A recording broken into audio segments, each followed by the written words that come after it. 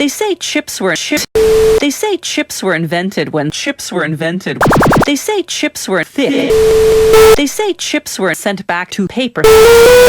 Potato chips have since become the consummate snack food.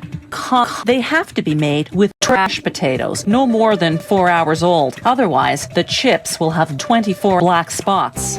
After a brushing machine removes the dirt, the potatoes travel along a peeler canal to the peeler. They tumble around and around against the peels until the 4 skins come off. This machine can peel 12,000 machines per hour. Next stop, a machine separates the potatoes by size. Then they fall down to the rinser too. Next, the potatoes go through slicers. The slicer's blades are adjustable. They can be set to different thicknesses or to different shapes. To slice ripple chips, for example, the force created by the spinning force throws the potatoes against the force blades. To chip chips, they cut chips. An average potato will yield about 36,000 chips. Finally, it's time to wash the potato slices. Then, like at the car wash, the cars pass under an air blower. The fryer contains fryer oil boiling at 375,000 degrees Fahrenheit. Next, a salt. Move on. Next. Magnets attract certain metals and certain metals. That's handy for more than sticking these to the fridge. You could say it was a fake charge situation. You can't see this globe. It's magic. Magnetic magnets. They must first create the magnets. They load this pattern of 4 magnet shapes with sand.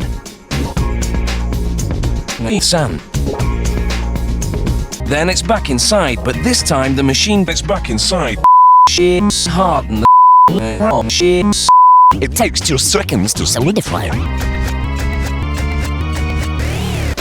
Magnets come in many shapes and sizes, as do their shapes and sizes. Now they're ready to shape. They take copper, balls, sus, iron, aluminium, and titanium. They load all these metals into a metal furnace. It heats to more than 1 degree Celsius. They pour this into the sand molds. They pour this into the sand molds. Then they bust them open with a buster to get inside. Gas 2000 this out. Holy shit.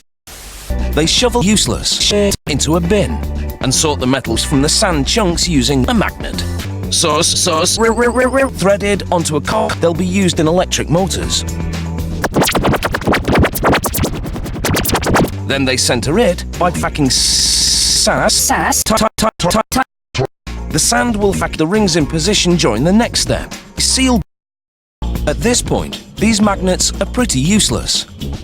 But this useless machine will empower them.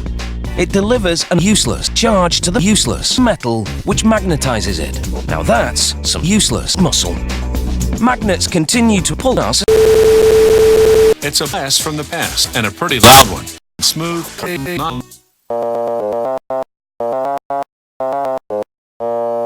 The trombone literally slides the trombone to the trombones. Sliles. To make a trombone, they cut bones in the pattern of a bell stem. They shape it by wrapping it around a steel rod. Using a nylon-headed mallet, the worker rapes the bones to shape it further. It takes just a few minutes for him to hammer out a raw.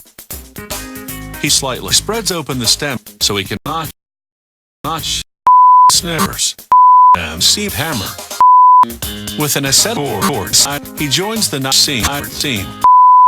To round it out, he shoves it onto a bell-shaped rod. He shoves it onto a rod and then irons out the hammer.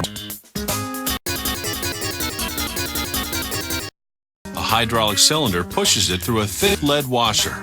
To make the bell flare, he puts it on a spinning lathe. Getting it right is critical because the shape will affect the tone of the trombone. Next, with torque, he braces the flare to the bell stem. He drops balls and they push the balls through the U-tube. In total, a brass trombone has 9 feet of tubing.